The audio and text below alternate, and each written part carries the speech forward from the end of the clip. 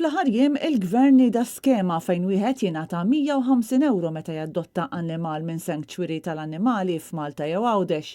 L-iskema tajt li l-flus jingħataw biss 6 xhur wara li jkun ittieħed l-annimal u wara li jsiru l-kjarifiki li l-annimal li ġie adottat jinsab f'kondizzjoni tajba.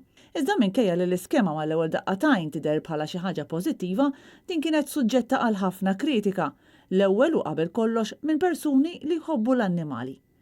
Nies li kkumentaw fuq il-medja soċjali ma' tħabbir ta' din l-iskema qalu fost l-oħrajn li min irid jadotta jagħmel hekk għax verament jixtieq jadotta.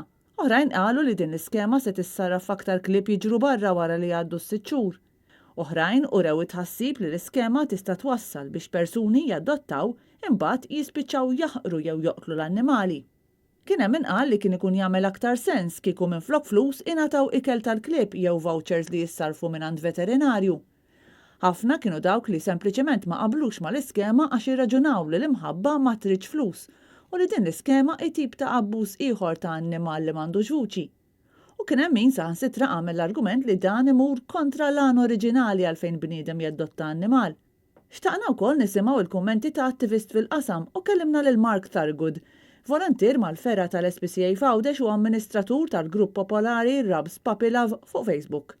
Mark għalinna li minkejja li l-iskema kienet imħabbra fil-manifest elettorali tal-Partit Laburista, din saret bla ebda konsultazzjoni ma' sanctuaries. Thurgood għalinna li s-sanctuaries kollha huma għal kollox kontra din l-iskema.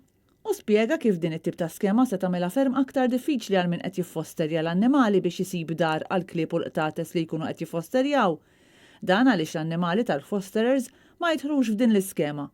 U dan b'riżultat li s-sanctuaries se jispiċċaw ikollhom iżommu aktar annimali mingħand il-fosterers bżieda ta' xogħol u spejjeż għalihom. Mark Thurgood għalinna li kien ikun aħjar kieku dawk il-€150 ingħataw lis-sanctuary biex ikopru dawn l-ispejjeż. U stmat li fis-sanctuaries hawn madwar 300 kelb u xi 1000 qattus.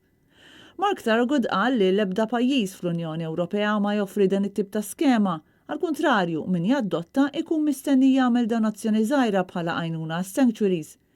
L-attivist esprima wkoll tħassib dwar x'miżuri se jkun qed jieħu l-gvern jekk f'dawn l-ispezzjonijiet li jsiru wara 6 xhur isibu li l-annimali ma jkunux miżmuma kif suppost u anke dwar min se jkun qed iwettaq dawn l-ispezzjonijiet, xi standards iridu jkunu konformi magħhom u jekk l-animal welfare u x'se jkunu qed jilqgħu annimali li jinsabu li mhux qed jinżammu kif suppost.